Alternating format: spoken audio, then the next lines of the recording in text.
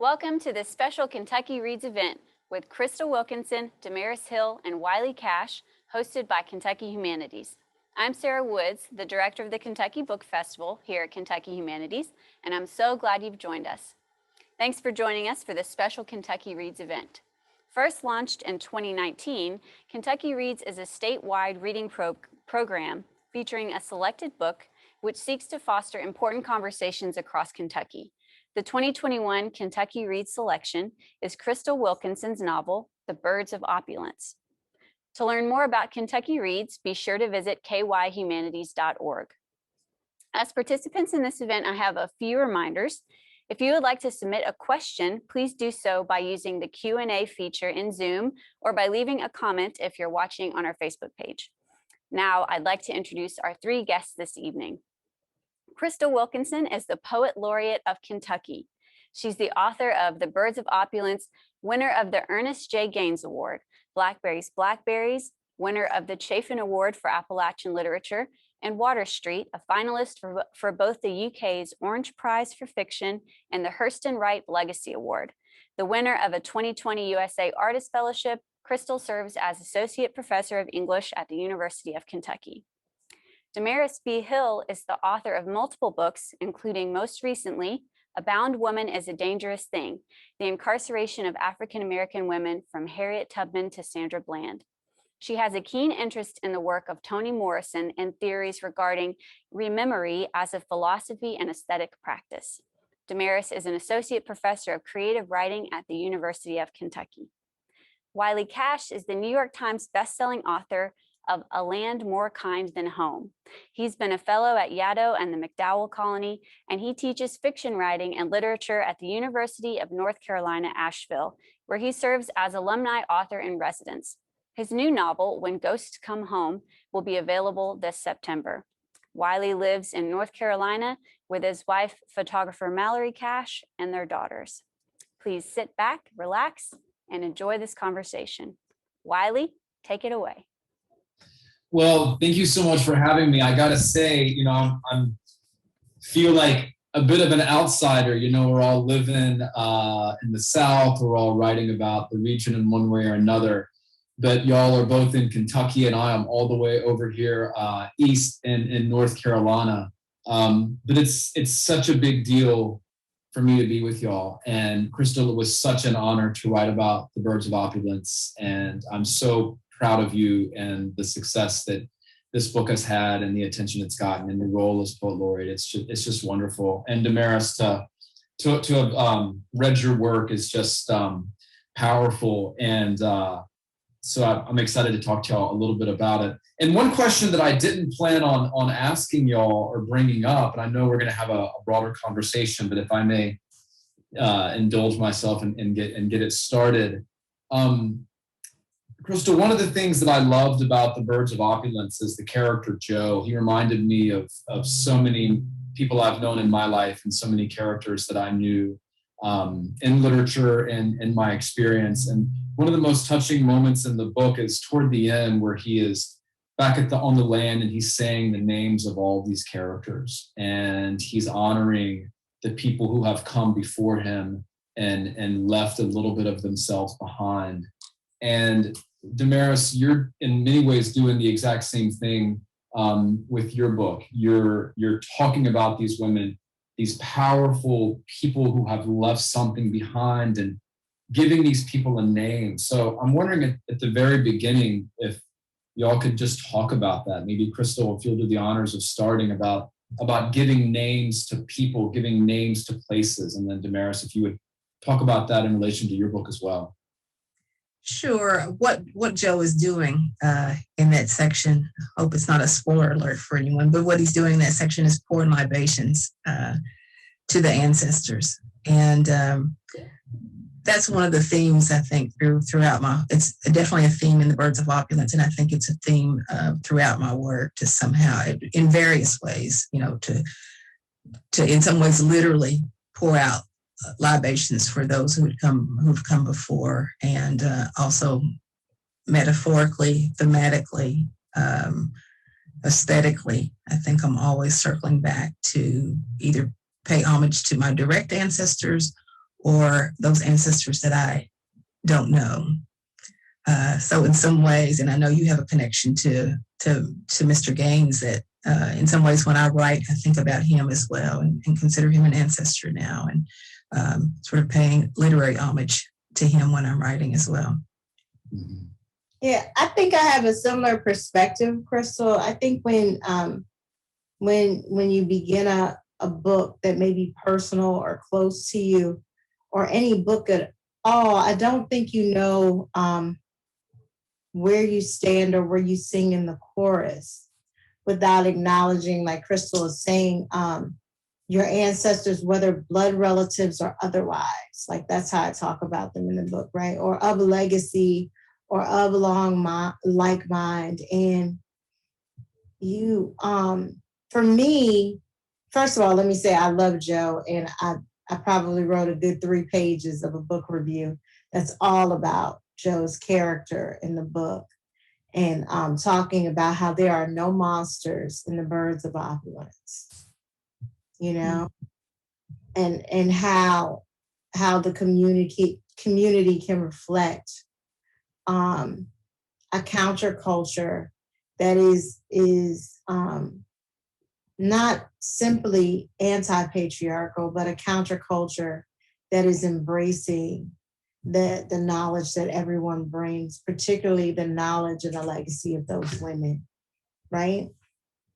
But as far as my book, I wanted to understand how to live in a moment when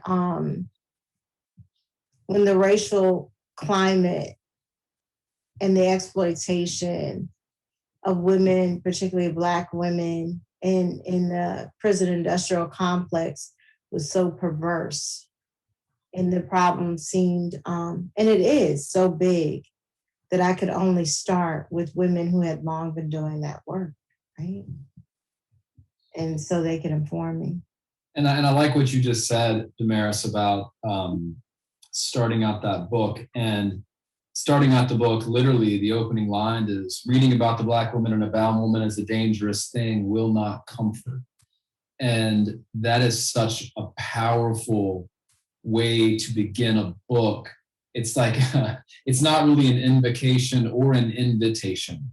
It is not a comforting thing. And after I read this, I set it on the bookshelf, like in the middle of our house that we use as the dining room. And every time I passed it, it was like a barb. It was like a physical thing that I was aware of.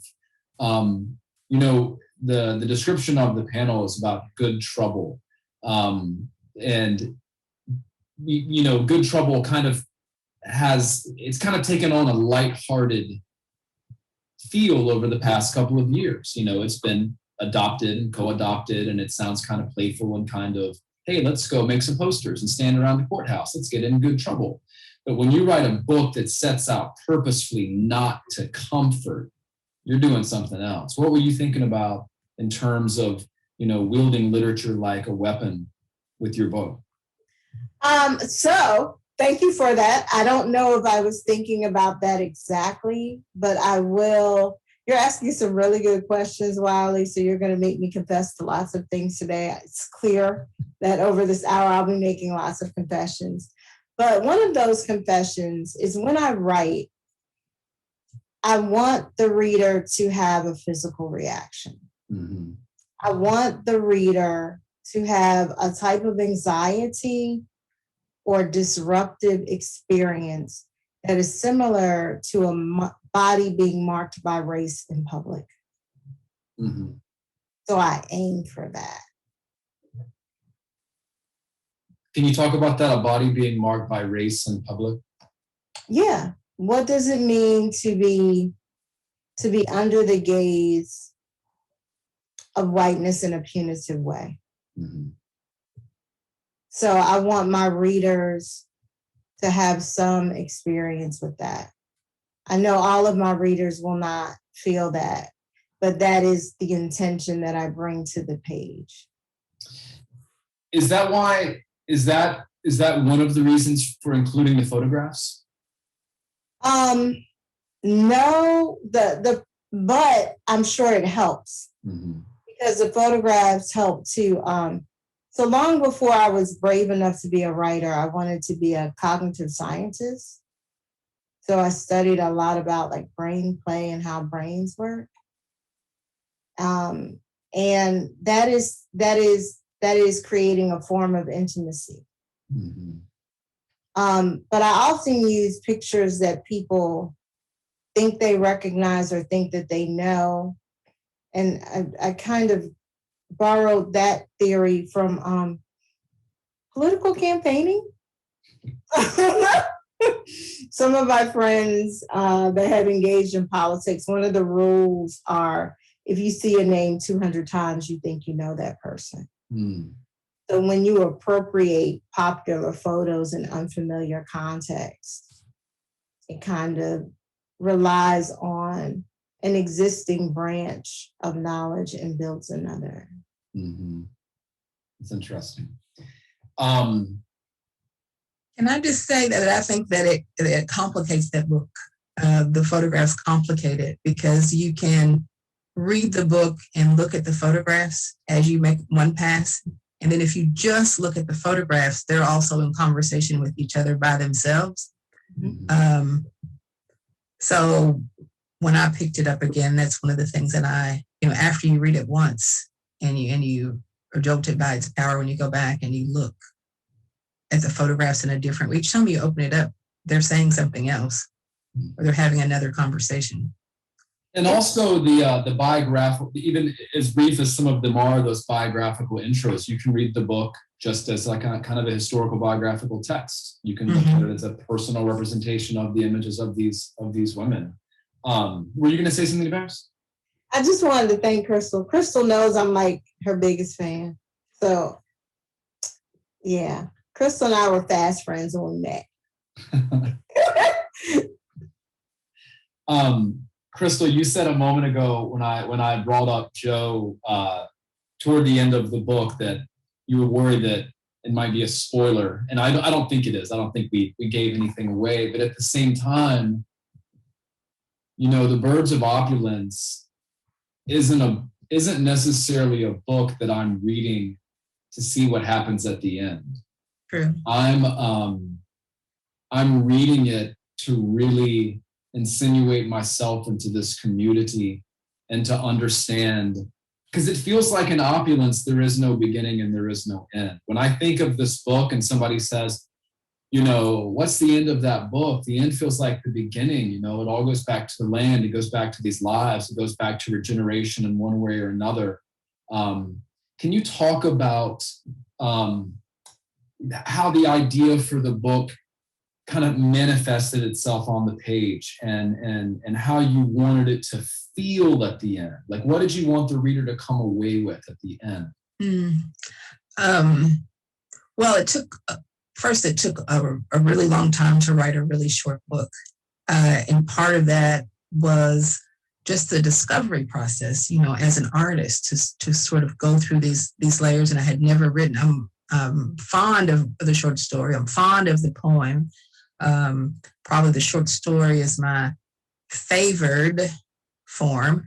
So it was the first time I had tried to write a novel, and I kept thinking, well, if I want to write a novel, it needs to be, it's got to be, I got to show off. It's got to be this big, chunky, linear thing that people can get into and understand. And I wrote a book like that, that didn't seem to work. Form did not meet function. Like I couldn't write a big chunky book about mental illness, mental wellness among Black women. Like I could not do that. And so then it became sort of a meditation on, sort of the African concept of Sankofa, this idea of go back and fetch it, or I started thinking about from generation to generation, what we carry forward into the next generation, or what we reach back and get from the next generation, and what we leave behind. How much of that is a choice? How much of it is in the blood? Is there? I'm sorry, go ahead. I just wanted to ask a question after Wiley. So that's where that all came from. And I did realize at the end that the book was not about the what, but it was about the why. Mm-hmm. As much as the why that you can know, and that it's ongoing. You know, I've written them. I don't know if they'll ever be published, and they're not finished, but I've written both a prequel and a sequel to the Birds of Opulence, or started them. So I know this whole family and how it moves forward and backwards. So the prequel goes all the way back to Africa and comes up to the founding of the town.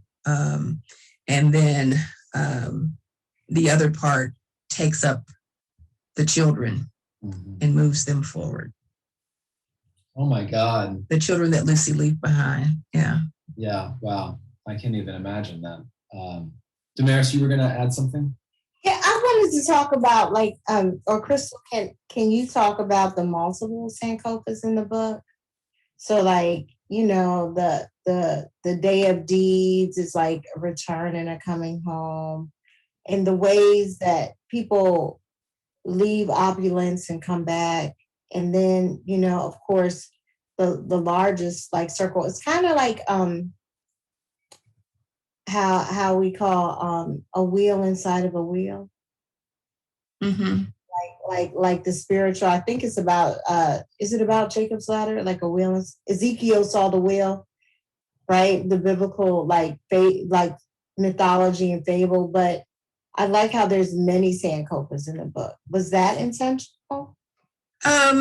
It was, because distillation made it more complicated, right? So I decided not to go for the big chunky book, and not to even keep the book that I had, but to distill it down. So I edited it much like I would a poem, only it was a really big poem. And so I started removing things, but what remained were those sort of cyclic, those circular notions, and the insider-outsider perspective, and what that means to be an insider, what it means to be an outsider. So all those things were there, and I put more in, I think. Once, years and years in to writing this, the book was originally called just Opulence. Mm-hmm. And then the birds presented themselves in a particular way. So they're all over it. At one point I had more of a magical realism thread, where there was a magical bird in the book too that was doing some things, and I eventually took him out. But Hezekiah, the ancestor, was in the book as a bird. So he is more of a spirit in that prequel that I've written, but I removed him from this particular book. You, a couple of times, Crystal, and I want to ask you, then I want DaMaris, I'm going to ask her essentially the same thing. A couple of times you've mentioned, I wanted to write a big book, I wanted to write a chunky book, and this is just the kind of the book that ended up coming out. And it's funny to hear you say that, because when I wrote my last book, The Last Ballad, my most recently published book 4 years ago, but I thought, I am going to do everything fiction can do in this book. And then I just ended up doing the same thing I do every time, right?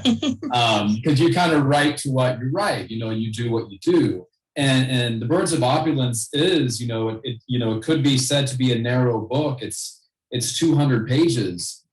But I mean, this book, Crystal, is a masterclass in point of view, verb tense, place, scene. I mean, you do everything that prose can do in this book. Were you aware of that, or was it organic, or were you thinking about dislocation? Were you about I don't know. It just feels like everything that a writer could think to do with the text you did in this book. I mean, I think I discovered all those things. I think that they were there, but they were sort of buried underneath these other chapters that I had put in, trying to make the book be more linear. And one of the things that happened was that at some point while writing this book, and I think it's just the way that I write now, I decided that my poet self, my creative nonfiction self, and my fiction self all lived in the same body. Mm-hmm. That they really weren't separate, and that I really didn't have to use them pull my poet self off the shelf, or pull my CNF self off the shelf, since I'm writing about mental illness and my mother had mental illness. So once that happened, I don't know how many years in, but once that happened, I just said, oh, okay, well, I can do this. And I spent a lot of time looking for models. You all can't see, but you can see the books behind me. I have another shelf just like this one in front of me. Ron says I brought the bookstore, when we closed the bookstore down, that I brought it home with me. I already had it here, but I remember spending so many days just pulling books off the shelf, trying to find the perfect model. I was like, well, there's the key's going to be here somewhere about how I can write this book. And I never found it, so I had to figure it out. And yeah, I think the more that I took away, the more and more was revealed. Mm-hmm. And that's how all those things came to be. It feels to me, when I read the Birds of Opulence and I think about the book, I feel about it in terms of a text very much the way I feel about Cain. The books are doing very different things, but Cain is obviously a book that was labored over very much like the Birds of Opulence, I have no doubt. But the resulting artifact of all that labor that you did feels like a perfect thing. It feels like something that was not labored over. It feels like something that was just born. And I teach this book to undergraduates in the fiction writing class. I love teaching it. I hate teaching it because Crystal Wilkinson knows the rules, so she breaks them. Student A does not know the rules. Student A breaks them. But DaMaris, what about you when you were putting your book together? I mean, the structure of this book is complex, but it's also really clean. It's a book that gives you the scaffolding of how to read it. And were you thinking about structure? Were you thinking about delivery? Were you thinking about execution when you were thinking about how to put it together? Yeah, but I think they came about in the type of revision, right? Like I'm not good at doing anything linear. And so, and my anxiety often gets in the way of my writing. So the best type of writing I do is just to put everything down and edit back, to treat it like sculpture. So like Crystal, I write in multiple genres. And what I teach my students most of the time is poetry is like sculpture, fiction is like painting. And you can always add to fiction, but poetry is all about what you leave behind. But I think sometimes I go through my prose in the work kind of with a scalpel, and then scale back and then see what's kind of left, right? But with that book, I was just fortunate. I did not think that anybody, because we know that writers have to deal with an industry, right? We have to deal with an industry. Yeah. Not in my wildest dreams did I think that anybody would take this book on its terms. I thought for sure they were going to ask me to split the book up, to write a book of scholarship and a book of poetry, or a book of short historical vignettes, and then also publish the poetry. I didn't imagine that they would really take seriously the archival placements.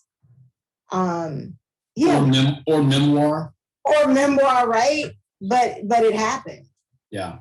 But it happened, and I'm grateful, right? I always say I really thank J.K. Rowling for making all that money for Bloomsbury so they could take a risk on me. I thanked the Kardashians several times for my small literary success as well. Oh, wait, Wiley, I want to interject and ask you something about craft. I noticed that in your books, one of the things that you do, you have this sort of wonderful and highly effective relay race where you're able to handle multiple characters and you're like hand the story off to one and it comes back. And I wanted to hear you talk about that. That's what yeah, I think that's probably, I did that in the last ballad. You know, I had all these characters. The central figure is this woman, Ella Mae Wiggins, who was the martyr of a mill strike in 1929. And she was a real person. And she was a labor leader. She was a protest songwriter.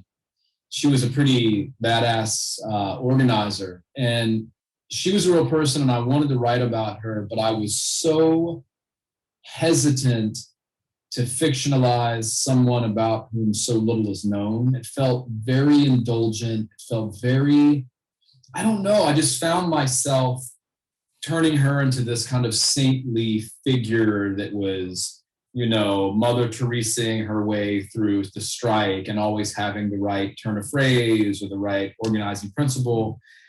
And so I just found myself kind of creating these other characters and watching as she passed through their lives. And I learned about her through them. And then I realized, well, these people are interesting. I'm going to keep them. And then I found ways, because, you know, something like a strike is not a story. It's a sequence of events. And we're all write fiction and even nonfiction. We know that events do not a story make. You know, A to B is not interesting.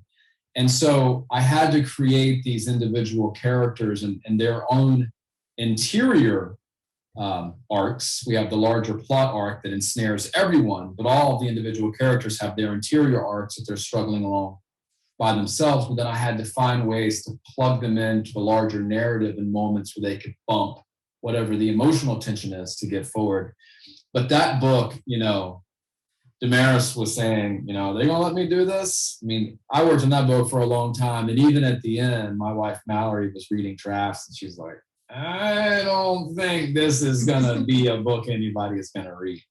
And I just kept at it and kept at it. And one day it just worked. You know, at least I think it worked well enough to end up on the page. But I think also some of that is, I think some of it is kind of the circular nature of Southern storytelling. I mean, all of y'all probably have family or friends you sit around with and you tell bits of each other's stories and you tell stories about things you didn't witness because you feel like you witnessed. And 30 years later, you're like, I didn't see that. I wasn't even born yet. Here I am telling the story. And I think there's some of that as well. I mean, that goes on in the Birds of Opulence, you know, people picking up stories and setting them down, narrating stories from in the womb because they've heard them, you know. And so I think, and my mentor, Crystal, you mentioned him, Ernest Gaines, I got that from him. I mean, he got that from William Faulkner and I got that from him. And it just works for me. It doesn't always work. But in the last battle, I feel like it worked a little bit. It did. It did. Not a little bit, but a lot. But I like what you're saying too about when you were talking about Jean Toomer. Well, we don't want to get into a lit class, but when you were talking about Jean Toomer, I was thinking about how Sherwood Anderson's influence or connection, their relationship, how that affected each of their works, and just how cyclic that is. Sure. Sort of the literary mentorship. Sure, and they were both real modernists, and I think that in many ways, both of your texts are kind of modernist texts where you're taking all the various parts of a community or cultural ethnic experience or a gender experience, and you're taking these different parts and you're making a complete thing, which is what Kane does with the circularity and what Sherwood Anderson tried to do with Weinsberg. They're highly experimental books that are joys to read. You don't labor over the books, you know. So, well, can I ask you, DaMaris, there's all these representations of women. We have biography, we have photographs, we have poems about them, there's some memoir. thrown in. Is there one woman that you wrote about that really stayed with you after the book was over? Yeah, all of them. But I would say one of the most challenging was writing the Harriet Tubman poem, because I made like all of these rules, right, as you do when you're anxious. But one of the rules was that the content of the poem had to match the character of the person. So like the first 16, 17 Harriet Tubman poems had very strong geographical, environmental presences to them. But they were not right, and I didn't know why for weeks. Mm-hmm. And then I was like, oh, because Harriet Tubman could not be found. So how can I find her on a page? So then it changed the nature of the poems that I was trying to write, and it turned into that type of quadrupunzel or series of triptych poems, because that was the whole gag with Harriet Tubman. She just couldn't be found on the page. So why would she be found in a remembering, like located in that? And can I show the poem? Do you mind? I don't mind. I mean, visually, it's a complicated poem on the page. It's a poem that's hard to find. Yeah, Right. but it can be read in any direction, starting in any way, and it should give you a new way to look at her. Mm-hmm. It's so. When I was reading it, I got to that one and thought, "Oh, wow, this is interesting." Can you talk a little bit about the section "Bound, Fettered"? Sure. So Bound, Fettered was based on when I first started doing some research about women in incarceration that had nothing to do with these poems, right? I was thinking about a novel that I'm still working on and modifying. I was working on a novel about girls that were incarcerated during the late 30s and 40s. And I was trying to get a handle on the experiences. And historian and anthropologist, Dr. Callie Ann Gross, who is now at Emory, wrote this book called Colored Amazons. And it was about all of these Black women that were recently emancipated or that fled chattel slavery to move to Philadelphia for a better life. And the wages and the living conditions were deplorable, and a lot of them found themselves in Eastern State Penitentiary. So in that book is kind of hybrid too, particularly experimental for like a historian, because it gives the historical context up front, but all of the case studies are in the back. And you can hear their testimonies, right? And as you're reading them. And when I finished that book, I probably wrote like 40 poems immediately. Mm. Like these women were just with me. Mm-hmm. And 16 of them made it to the book. Oh, wow. Well, I want to talk about, if you'll indulge us with as personal as you want to be, the section Patriot and Prisoner, and the duality of those experiences, but also the duality of those roles in your life. If you talk about that a little bit. So I used to be a member of the armed services, right? And there is there is a certain amount of mental conditioning, dare I say brainwashing, that comes along with basic training, right? And there's a certain type of mental, physical, and professional conditioning that goes into the type of work that you may do to support military endeavors. And that piece is a kind of echo to Yusuf Komiaka's piece, the one-legged stool. And that piece is articulating the experiences of a POW in Vietnam. So Yusef Komunyakaa was a member of the armed services, the Army, and I believe he was a journalist when he was in the Army. And so I thought a lot about the one-legged stool. I think a lot about Komunyaka's work as I'm working. And I thought about what it meant to be somebody who I don't want to say reluctantly, right? But who has volunteered their life to the armed forces in spite of their empathy for humanity. And then for the imperial machine to then crave and hunger and lust for the taste of your children's blood. That's what that piece is about. And the things and how that experience makes you feel like a prisoner of war in the space that you have vowed to protect. And it's exploring the conflicts and madness that type of tension can create. I realize we've mentioned all Southern authors. Komunyakaa from Bogalusa, Louisiana, the Magic City. We got Gaines from Louisiana, and I guess Toomer had relatives in Louisiana as well. You know, I'm thinking about when you say something like patriot and prisoner, people might say, huh? How can that be the same person? And Crystal, I'm thinking about the tradition you're writing in, which is the Appalachian tradition. And I'm sure sometimes people say, oh, Black writers from Appalachia, how can that be the same person? Can you unpack some of that duality as well in framing the Birds of Opulence?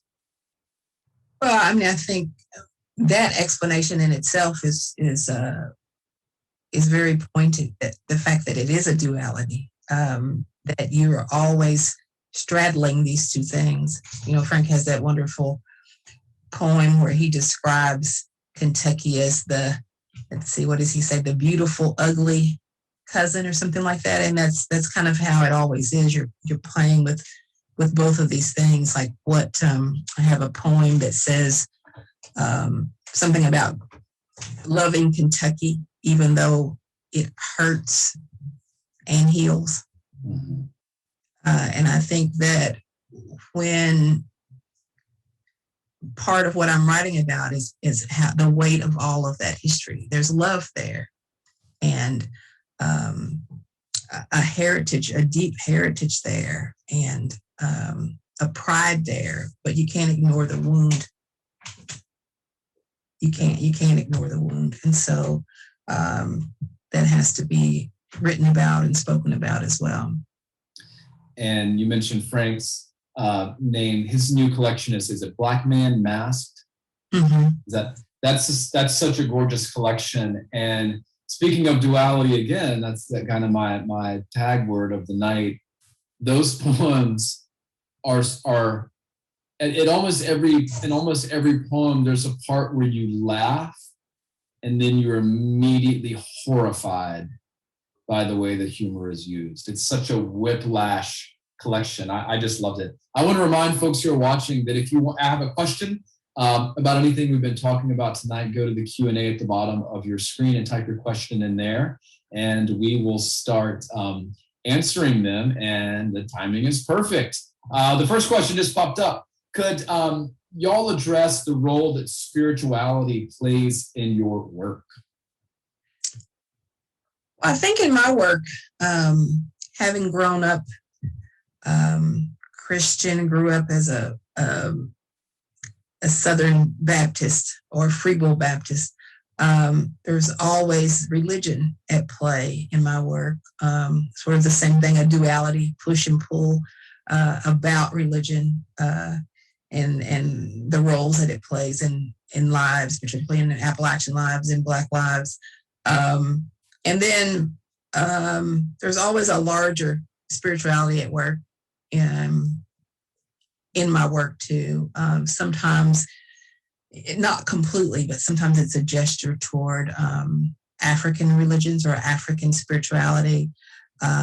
Sometimes the spirituality has to do with ecology and agrarianism and those kind of things as well. Mm-hmm. More spiritual realism, in the vein of, like you mentioned Toni Morrison at the top of the broadcast, DaMaris. I think about her, using things like that in her writing. What about you, DaMaris? Spirituality in your writing? Everything that Crystal said, but I want to kind of add to it. Everybody in my family, they're ordained ministers. I often joke that they're taking the expressway to heaven. I'm taking the scenic route. I'll get there. I just have a better view. But of course, so for me, Christian, Protestant religion, particularly the AME church, is a cultural inheritance as well. But in addition to what Crystal was saying about, spirituality being broader than a sense of dogma, it made me think that in Black feminist theory and Black feminist creative scholars, and even in just a Black woman's gossip tradition, we talk about the knowing, right? The observation and understanding that may supersede words or require little explanation and may be signified or answered to in a gesture or a whisper. And I think that is also kind of the ecosystem that spiritually nurtures the work too. That's interesting. I will say, I didn't really talk about it that much, but I think the land itself plays a role in my work. And again, particularly when it comes to women, Black women specifically, and nature's ability to heal and relying on nature to be a healing property. And I think that's why your work has resonated with me so much. When I was trying to figure out what kind of writer I wanted to be, when I read Ernest Gaines way back in undergraduate, I read somebody who talked about land the same way that my grandparents, who were tenant farmers, talked about land, and talked about land and old people. And, this was before Charles Frazier wrote Cold Mountain. This is before Ron Rash was publishing anything. I mean, I didn't know that people were talking about landscapes were writing about landscapes that I grew up in. Ernest Gaines was just the one putting words that sounded most resonant with me, and the way he wrote about land is much the same way that you write about land. And in his absence, I feel him in your writing very much as a result of that, Crystal. Thank you. We have another question. If y'all feel comfortable, tell us a little bit about books that you've got coming out. Crystal, you've got a book coming out in August, I think. I do. If you're comfortable talking about what you're working on. Yeah, I have Perfect Black, which is really a memoir in verse. There's everything in there. There are poems, there's lyrics, there are prose pieces, and they all have either thin threads or thick threads of truth in them. So I would identify it as a memoir in verse.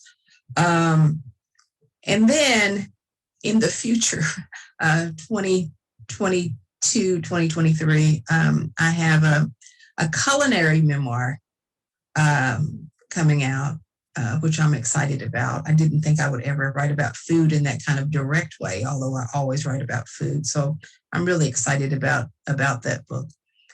I keep telling people that my fiction is jealous because, to have a good book deal with a large house with a book about food.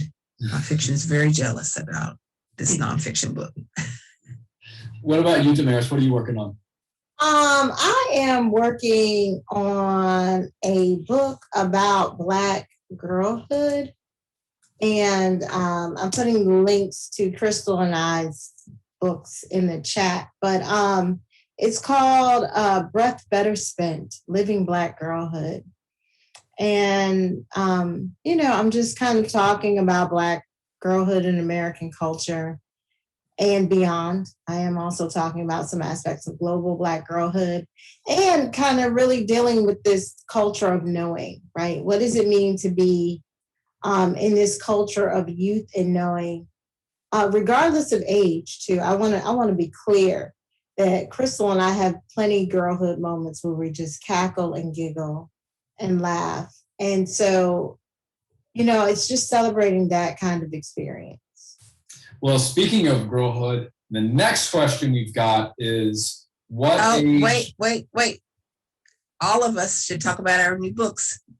My new book, now that I'm living on the coast of North Carolina, is a sequel to The Notebook, which is the book that put me on the map when I published it under the pen name Nicholas Sparks. My new book will be out in September. It's called When Ghosts Come Home. It's over my shoulder there.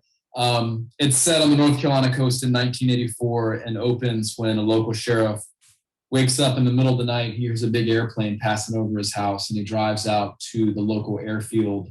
It's a grassy runway, and he finds an enormous plane is abandoned and crash landed and abandoned.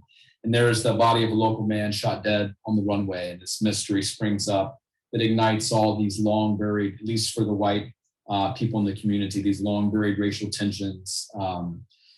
Here in Wilmington, it's the home of the only successful coup in American history, the 1898 race massacre. And so those ghosts are lurking in my book. The Wilmington 10 happened obviously here in Wilmington with desegregation. So all of those broader cultural historical experiences are kind of titrated into an experience of a community over the course of just a couple of days. And the first mystery I've written, I want to say. But you mentioned girlhood, DaMaris. Somebody asked, what age were y'all when you first discovered your poetic voices? When I knew I had one, probably 11. What happened? What told you? I started writing, but maybe it was happening earlier. I wanted to play music like 5 or 6, but my parents acquired a music teacher that was at least 105, and she was classically trained, and we were not prepared for each other. We could not enjoy one another at that point in our lives. And your parents were probably like, this music thing will pass. She's going to be a cognitive scientist. Or something, right? Or something like that. You're like, nope, I'm going to be a writer instead. They were like, oh. I'm going to be a poet. Yeah. What about you, Crystal? What was your first experience having a poetic voice? I was probably 8 or 9, and I was a really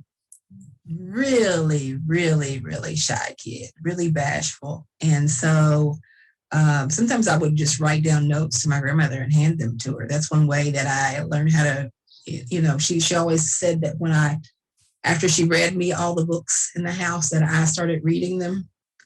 And then I started writing after that. And it's true. Like I knew how to read before I went to school because, she taught me to read. I don't think it was her intention to teach me to read that early, but she did.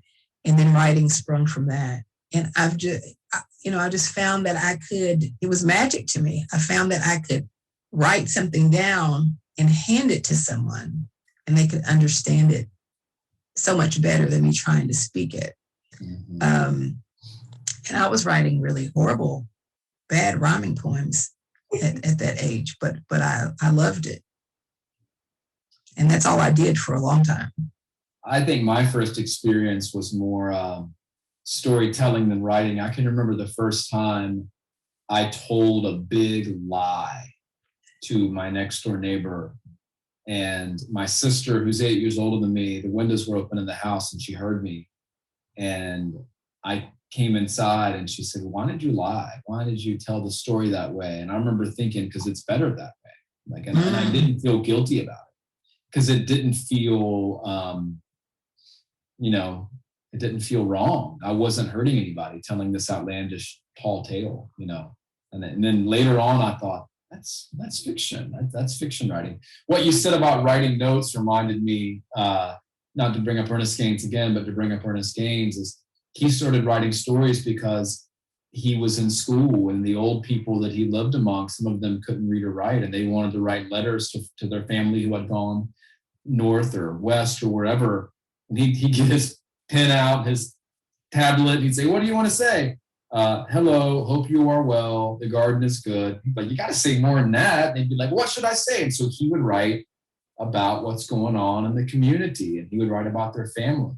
Before he realized it, he realized, I'm writing stories of these people. He just kept doing it. And I always loved that so much. I guess the question to kind of close us out here for the evening, who are some of your favorite or most read authors? DaMaris, who do you find yourself going back to?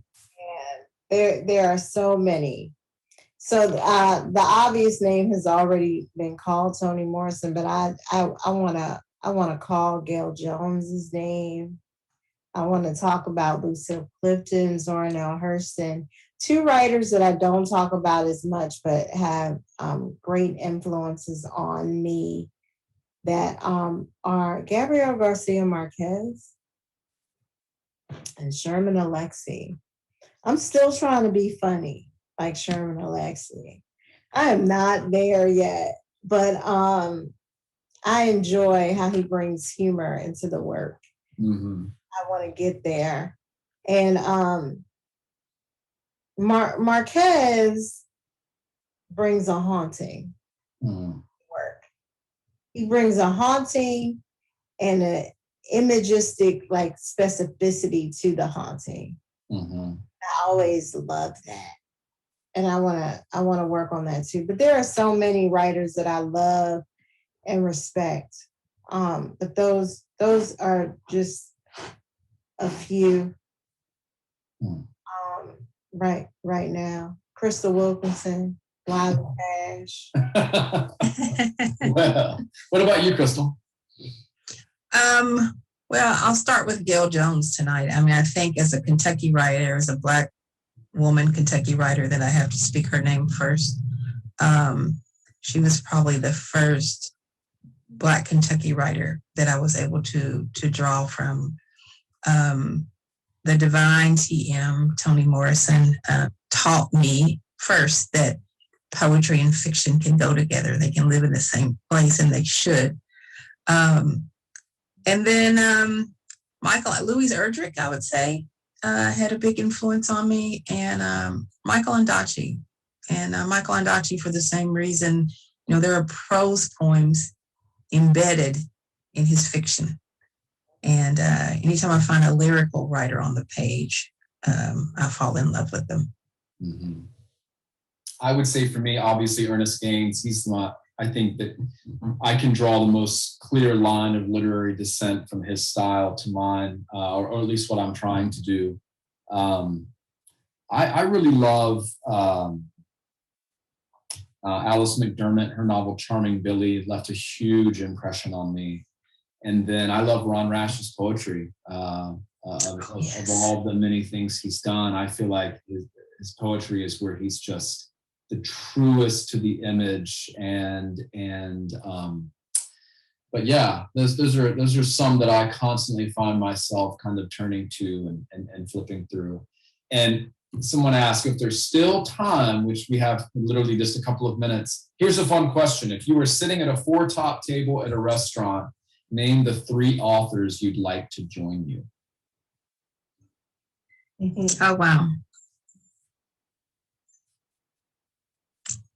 It would have to be people you know, because a lot of authors aren't that nice, and they would get drunk and do something embarrassing. Are these supposed to be living writers? I don't know. Okay. I was Resurrect gonna go old school and say Zora Neale Hurston, James Baldwin, and Toni Morrison. That's a party right there. Yeah. That's a lot of loud talking and quiet talking. Good party right there. I can't think of anything, but that's a good party. That is like probably the best party ever. Well, you all can pull up a chair. That's the one we're all going to go to. That sounds good. That sounds good to me. Well, you know, it's so funny because I don't want to leave anybody out, but I think of living writers. And what's so interesting is how much and how often Kentucky keeps showing up in my reading life in the past 5 or 6 years. I mean, the two of you, Silas House, obviously Jason Howard, Carter Sickles. I mean, there's so much music coming out of Kentucky. There's so much. I've got some great actor friends. I've got some comedian friends out of Kentucky. Kentucky just keeps showing up in my cultural life in so many interesting ways. So thank you both for contributing to it. And thank you for letting me crash this Kentucky party tonight and celebrate Crystal's wonderful book and DaMaris's yours as well. Thank you both so much for doing this. Thank you. I want to leave with one thing, Wiley. I wanted to ask you the same question Crystal asked, but you answered it so well, and Crystal articulated it so well. I wanted to ask, how is it that your point of view is like a mosquito on the ear? Every character in the book, but you talked about sitting with the interior arc of the character, and I was like, that's it. Yeah, I just tried to figure out what every character wanted and what they were afraid of. And I tried to figure out what were the threats to the body and what were the threats to the heart, and how did they try to keep those things from getting to them. And so that, you know, Last Ballad, which I think is probably the book you're talking about, that book is at the wedding when the drunk guy clears the dance floor and does his best dancing. That's the last ballad. That's all I got. That's everything. That's the best. If y'all don't like that dance, don't invite me to the wedding. That's the best I can do. Thanks to Wiley, DaMaris, and Crystal for a great conversation. We also want to thank you for joining us for this Kentucky Reads event. To learn more about Kentucky Reads and to keep up with events and programs, visit kyhumanities.org and follow @kyhumanities on social media. Please take a few moments to fill out the survey that will appear on your screen when this webinar has ended. For Kentucky Humanities, I'm Sarah Woods. See you next time.